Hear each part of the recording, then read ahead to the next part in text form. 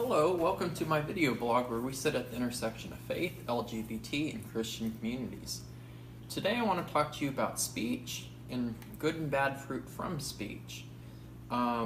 We had a very divisive election that was decided recently from when this was filmed, and we saw a lot of speech that was all over the place.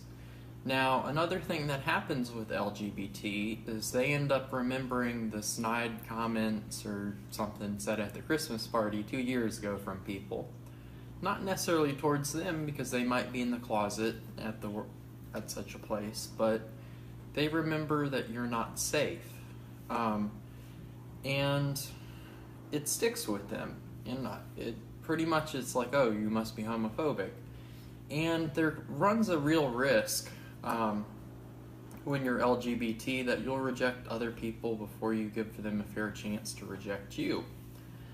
And that's never good, and what happens is people never learn and never change if they aren't actually given a chance to reject you. And as such, that's another thing about this video series and video blog, is I want to allow that opportunity, but in such a way that it's informed. I want to go to Matthew 12:35 and on. The good man brings good things out of his good store of treasure. The evil man brings evil things out of his evil store of treasure. But I tell you that men will give an account on the day of judgment for every careless word they have spoken. For by your words you will be acquitted, and by your words you will be condemned. So this is something that we need to be careful about our speech, and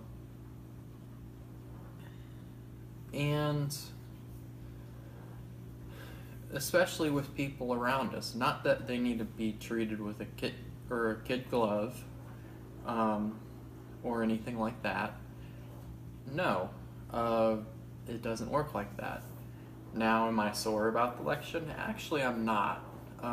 For the election, I would have been happy to see Donald Trump lose, not necessarily Hillary win.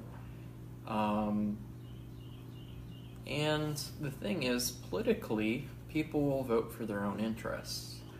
And we saw that with the LGBTs. They largely voted on gay issues, which Hillary Clinton scored very well on. Donald Trump, of course, was initially somewhat positively received, as much as he is in some places. But then picking Pence was probably the worst decision within the LGBT community.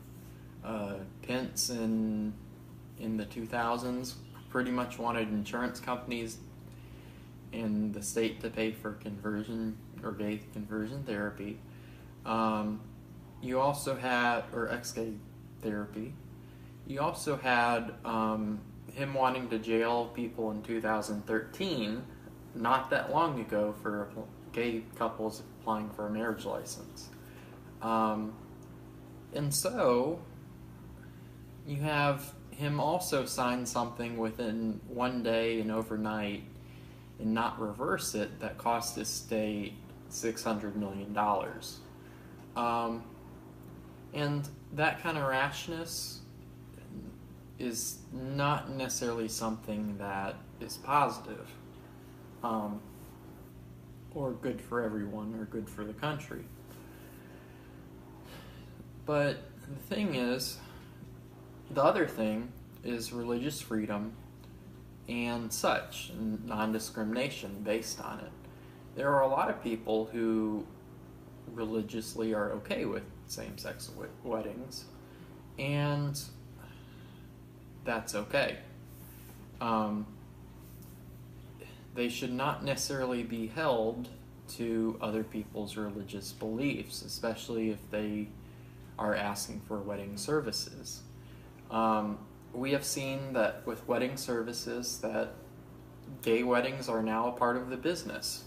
If you don't want to be in the wedding business, well, don't be in the wedding business. It's that simple. whether it's gay bakers, gay whatever. Just don't be in the business. You could be like, oh, it's our livelihood.